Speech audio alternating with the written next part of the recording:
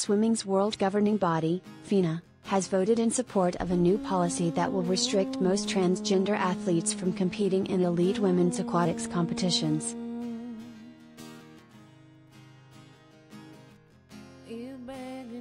A press release from the organization said that FINA member federations voted 71.5% in favor of the new policy, ESPN reported.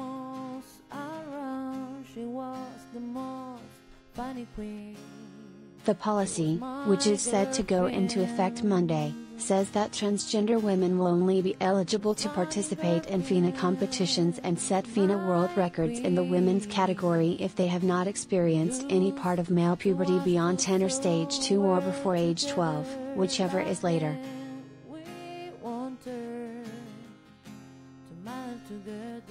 Swimmer Leah Thomas, who is transgender, opens up about criticism. "I transitioned to be happy.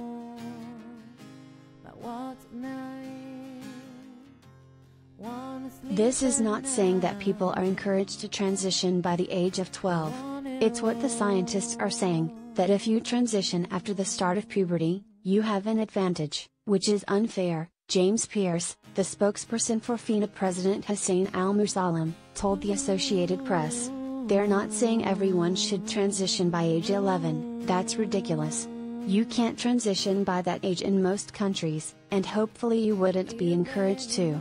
Basically, what they're saying is that it is not feasible for people who have transitioned to compete without having an advantage."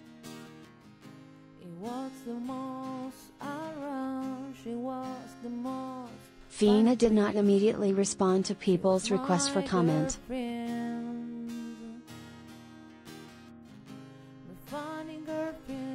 FINA's deeply discriminatory, harmful, unscientific new policy is not in line with the International Olympic Committee's framework on fairness, inclusion and non-discrimination on the basis of gender identity and sex variations, and Lieberman of Athlete Ally, a non-profit that advocates for LGBTQ athletes, said in a statement obtained by USA Today.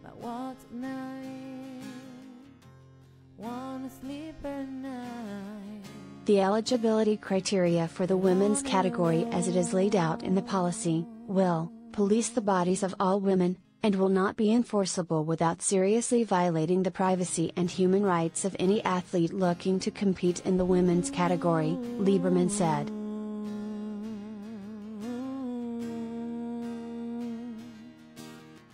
In the press release, the organization explained that there are proposals for an open competition category included within the new policy. They said a new working group will be established and spend the next 6 months looking at the most effective ways to set up this new category.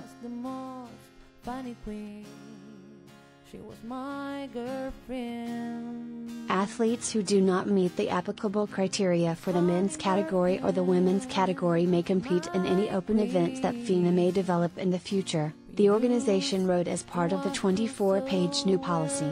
FINA will begin work following the final promulgation of this policy to determine the feasibility of establishing an open category in aquatics sport disciplines, in which an athlete who meets the eligibility criteria for that event would be able to compete without regard to their sex, their legal gender, or their gender identity.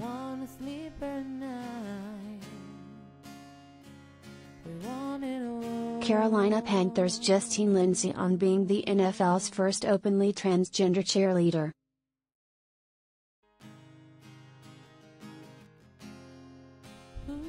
According to ESPN, these new regulations will have a big impact on University of Pennsylvania swimmer Leah Thomas, who became the first openly transgender woman to win a NCAA Division I women's swimming title earlier this year.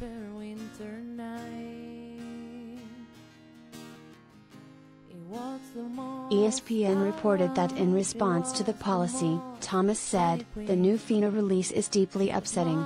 It is discriminatory and will only serve to harm all women."